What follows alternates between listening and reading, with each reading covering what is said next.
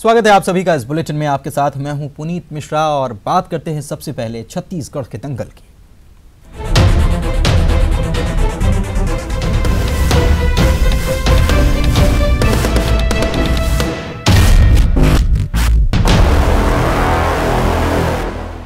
तो छत्तीसगढ़ कांग्रेस में आज दिन भर बैठकों का दौर चला है और दो अहम बैठकों में पहली बैठक प्रदेश चुनाव समिति की हुई और दूसरी बैठक कांग्रेस स्क्रीनिंग कमेटी की हुई। दोनों ही बैठकों में कांग्रेस के आला नेताओं ने प्रत्याशियों के चयन को लेकर रायशुमारी की। बैठक में न केवल दावेदारों को शॉर्टलिस्ट किया गया बल्कि प्रत्याशियों के योग्यता, अनुभव समेत सभी पहलुओं पर विचार विमर्श किया गया।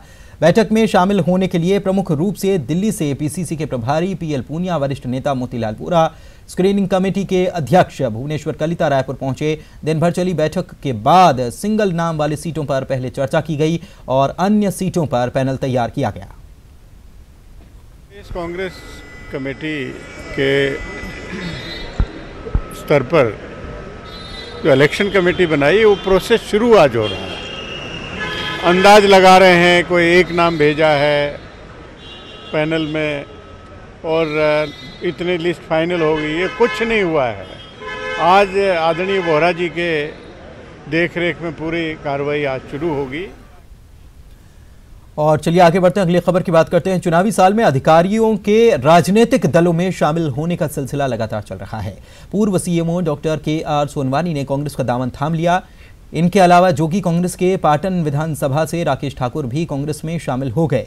पीसीसी चीफ भूपेश बघेल ने दोनों को कांग्रेस पार्टी की सदस्यता दिलाई है। भाई राकेश ठाकुर जिला पंचायत सदस्य दुर्ग ने आज घर वापसी की है। पूरा कांग्रेस परिवार उनका स्वागत करता है और उन्होंने अपने संबोधन में बड़ी बात कही, जोगी कांग्रेस भारतीय जनता पार्टी खराना नहीं चाहती और इस बात को समझकर वो कांग्रेस घर वापसी किए हैं। यानी कि मैं कांग्रेस के नियम सिद्धांत से बहुत प्रभावित हूँ। मेरे पिताजी 40 साल तक कांग्रेस के वो अध्यक्ष भी रहे और ब्लॉक अध्यक्ष भी रहे, 20 सूत्री कार्यक्रम के भी अध्यक्ष रहे, वो सदस्य रहे और उससे मैं बहुत प्रभावित हूँ। और दूसरी बात की, जो कांग्रेस में जो सदाहत दिए हैं विगत 100 सालों में, शायद ऐसा कोई पार्टी जो सहायता नहीं दिए हैं। जोगी कांग्रेस 90 में से 44 सीटों पर अपने उम्मीदवारों का ऐलान पहले ही कर चुकी है। जोगी कांग्रेस ने पीसीसी अध्यक्ष भूपेश बघेल के सामने महिला प्रत्याशी को उतारा है। पार्टी की महिला महामंत्री शकुंतला साहू पूरे जोश के साथ मैदान में कूदी हैं। शकुंतला साहू भूपेश बघेल पर क्षेत्र का विकास न करने के आरोप लगाते हुए कह रही हैं कि इस बार भूपेश बघेल का हाथ न तय है। बघेल जी, अब हम मैदान में आ गए हैं, आप तैयार हो जाइए, क्योंकि आप जिस टाइप की राजनीति करते आ रहे हो, कहते हैं कि शराब शराब शराब बंद होना चाहिए, ये होना चाहिए, सिर्फ दिखावा वाली बात है। छत्तीसगढ़ के पूर्व मुख्यमंत्री अजीत जोगी के जाति संबंधी मामले में लगाई गई एक याचिका को सुप्रीम कोर्ट ने खारिज कर दिया है। इस याचिका के बाद खारिज होने के बाद जोगी खेमे में खुशी की लहर है।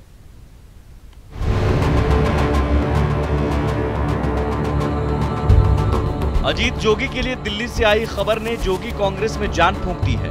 अजीत जोगी की जाति के मामले में सुप्रीम कोर्ट ने संत कुमार नेताम की याचिका खारिज कर दी, जिससे चुनावी साल में पार्टी को बड़ी राहत मिली। शासन का काम है, हाईकोर्ट ने शासन को निर्देश दिया। शासन, हम तो चाहते आज ही कमेटी गठित कर ले, दूध का दूध और पानी का पानी हो जाए।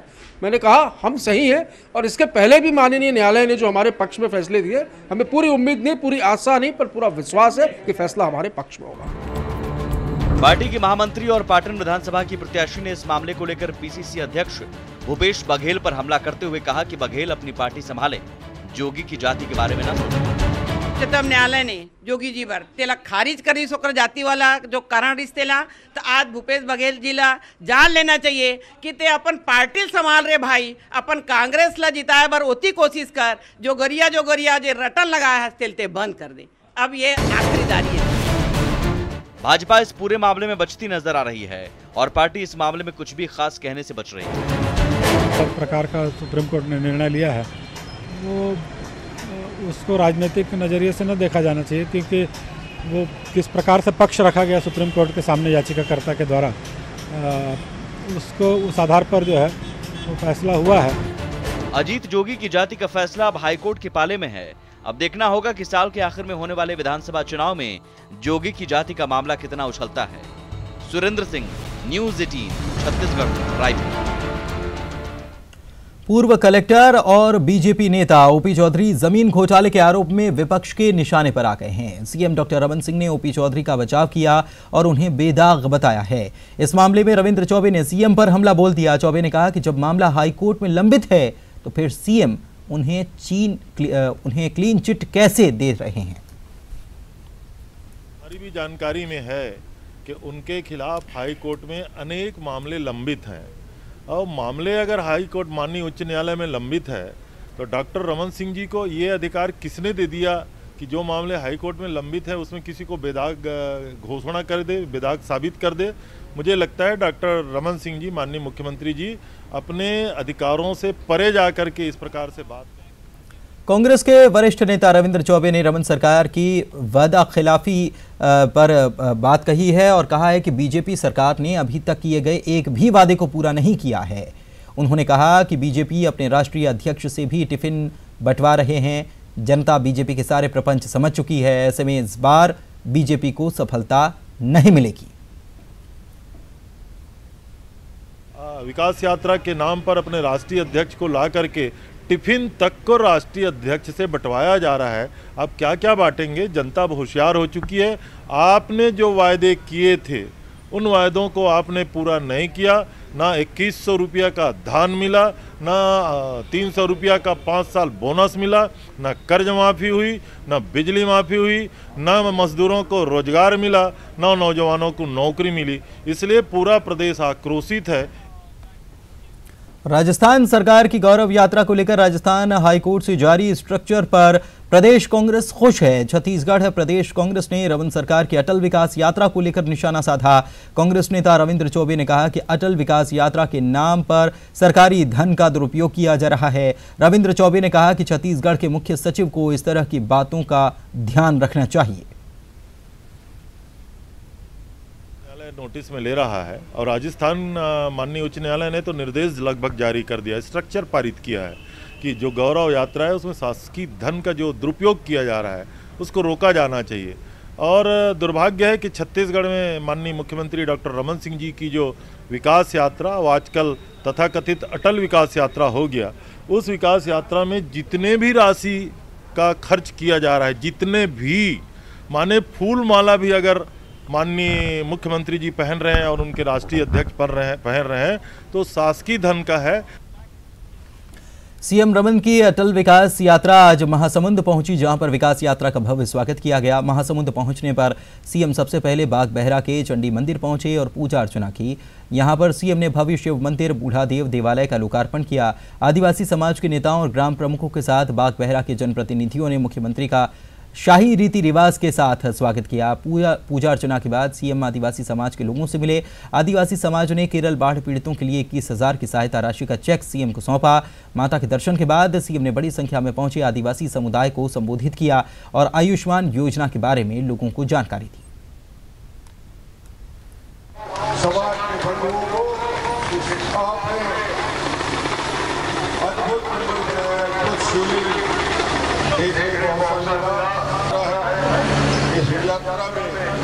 छत्तीसगढ़ के वनवासी बंधुओं के लिए 750 करोड़ तेंदुपत्ता के बोनस का वितरण होगा, 12 लाख शरण पादुका का वितरण होगा और विभिन्न काम और योजनाओं का भूमि पूजन। तो मुख्यमंत्री पहुंचे थे महासमुंद और यहां पर चंडी मंदिर और शिव देवालय में उन्होंने पूजा अर्चना की। आदिवासी समुदाय के लोगों से मुलाकात की, विकास कार्यों की सौगात उन्होंने दी। आयुष्मान योजना के बारे में जिक्र भी यहां पर उन्होंने किया।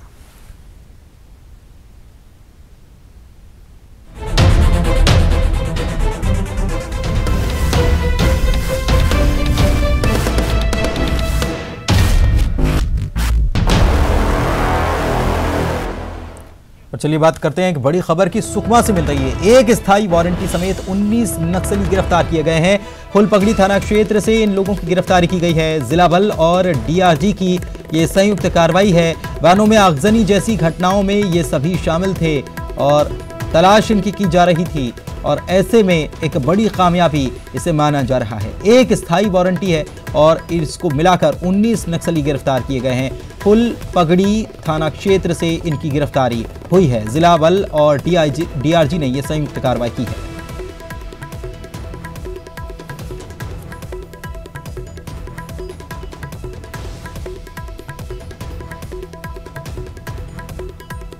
विनोद कुशवाहा हमारे संवाददाता हमारे साथ फोन लाइन पर जुड़े हुए हैं, उनसे जानकारी लेते हैं कि कैसे ये गिरफ्तारी और कब की गई। विनोद, क्या खबर है? ये पुनीत, ये 19 नक्सली जो है सुकमा पुलिस ने गिरफ्तार किए हैं और अलग अलग मामलों में जो नक्सली मामले हैं उसमें अलग अलग घटनाओं में शामिल थे। और ये तमाम 19 नक्सली हैं, ये स्थायी वारंटी नक्सली हैं। लगातार इनकी पुलिस तलाशी कर रही थी और उसके बाद जिस तरह का कॉकस बिछाया गया उसके बाद इनके अलग अलग ठिकानों से इनकी गिरफ्तारी हुई है और इनके पूरे रिकॉर्ड को अब खंगाल रही है। उसके बाद अगली कार्रवाई सुकमा पुलिस करेगी। चलिए, बहुत बहुत शुक्रिया आपका इस तमाम जानकारी के लिए।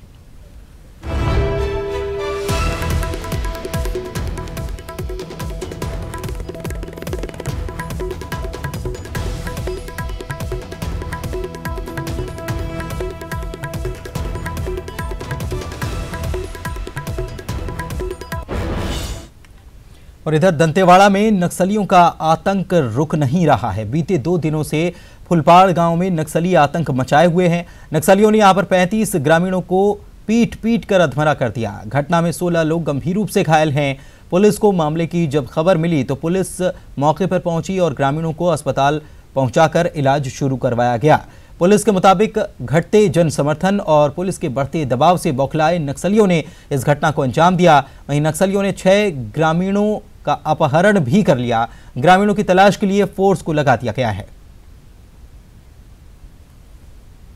कोयलेपाड़ा में गत 2 रातों से लगातार नक्सलियों द्वारा करीब 30 से 35 गाँव वालों की बेदम पिटाई की गई है। 15 से 16 गाँववासी बहुत ज़्यादा घायल हैं, जिससे कि हमने 6 से 7 लोगों को हमने पुलिस एम्बुलेंस के द्वारा कुआकोंडा और दंतेवाड़ा हॉस्पिटल में एडमिट करा दिया। लेकिन बाकी ग्रामवासी इतना घायल होने के बाद भी नक्सलियों के डर के कारण, कहर के कारण इलाज कराने नहीं आ रहे हैं। गाँव वालों ने बताया कि लगातार जो पुलिस गश्त कर रही है उसके दबाव के कारण नक्सली जो है पुलिस की मोबिलिटी के शक पे और गांव वाले जो कलेक्टर महोदय से मिलकर जो विकास कार्य गांव में करवाना चाह रहे हैं, सड़क, शौचालय, उसमें बिना नक्सलियों के परमिशन के जो रोड बनना शुरू हो रहा है उसी से आघात होकर उन्होंने नक्सलियों की पिटाई की। नक्सल संगठित अपराध, मानव तस्करी और सीमावर्ती इलाकों में अपराध पर लगाम लगाने को लेकर इंटर स्टेट कोऑर्डिनेशन के लिए आज एक हाई लेवल मीटिंग राज्य पुलिस मुख्यालय में हुई। इस बैठक में झारखंड के अलावे ओडिशा, पश्चिम बंगाल, छत्तीसगढ़ और बिहार के वरीय पुलिस अधिकारी शामिल हुए। छत्तीसगढ़ सरकार और यूएस काउंसिलेट के बीच स्वास्थ्य सेवाओं के विकास को लेकर एमओयू हुआ। सुदूर वनांचल क्षेत्र के साथ शहरी क्षेत्रों में बीमारियों से निपटने को लेकर सरकार ने नया मसौदा तैयार किया, जिसके तहत एमओयू हुआ। एमओयू के बाद स्वास्थ्य के क्षेत्र में यूएस मदद करेगा। इसमें विभिन्न बीमारियां, खासकर लाइलाज बीमारियों से निपटने में अहम मदद मिलेगी।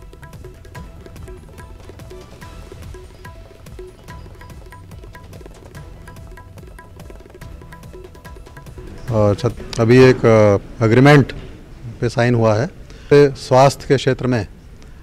छत्तीसगढ़ में यूएस एड की तरफ से क्या क्या मदद हो सकती है maternal and child health care के क्षेत्र में, पब्लिक हेल्थ के क्षेत्र में और पूरे जो है पब्लिक हेल्थ के क्षेत्र में जो दूसरे भी वर्ग हैं, तो उन सब के लिए यहाँ पर उनकी टेक्निकल असिस्टेंस उनके द्वारा दिया जाएगा। स्कूली छात्रों पर लाठीचार्ज करने वाले बलौदाबाजार के एसडीएम को निलंबित करने की मांग की जा रही है। एसडीएम तीर्थराज अग्रवाल ने कल अमोरा गांव में सड़क पर प्रदर्शन कर रहे स्कूली छात्र छात्राओं पर खुद लाठियां बरसाई थी। छात्र छात्राएं स्कूल में अनियमितता को लेकर प्रदर्शन कर रहे थे। उसी वक्त उधर एसडीएम का काफिला पहुंच गया और उन्होंने छात्र छात्राओं की मांग सुनने या उसे पूरी करने की जगह उन्हें हटाने के लिए लाठीचार्ज कर दिया। सवाल यह है कि इस एसडीएम पर अब कार्रवाई कब की जाएगी।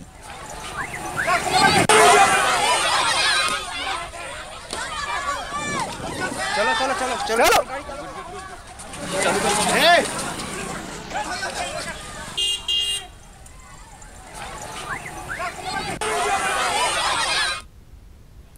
बलौदाबाजार में एसडीएम के स्कूली छात्र छात्राओं पर लाठीचार्ज का मामला तूल पकड़ चुका है। जोगी कांग्रेस स्कूली छात्राओं के समर्थन में उतर आया है और जोगी कांग्रेस ने मामले में उग्र आंदोलन की चेतावनी दी है। जोगी कांग्रेस का कहना है कि इस तरह की घटना मानव अधिकारों का हनन है। एसडीएम तीर्थराज अग्रवाल पर इससे पहले भी कई बार इस तरह की घटनाओं में शामिल होने का आरोप लग चुका है।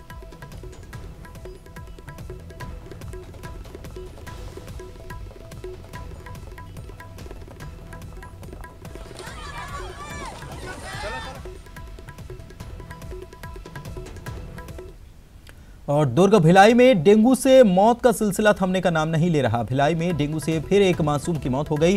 कैंप 1 संग्राम चौक की रहने वाली 6 साल की पीहू ने डेंगू से इलाज के दौरान दम तोड़ दिया। डेंगू से मरने वालों की संख्या 41 हो चुकी है। प्रशासन डेंगू को रोकने में नाकाम साबित हो रहा है।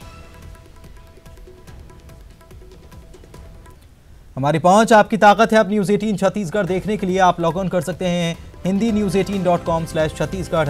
हमारा फेसबुक पेज है /News18CG, ट्विटर हैंडल @News18CG और हमारा यूट्यूब चैनल है /News18MP छत्तीसगढ़।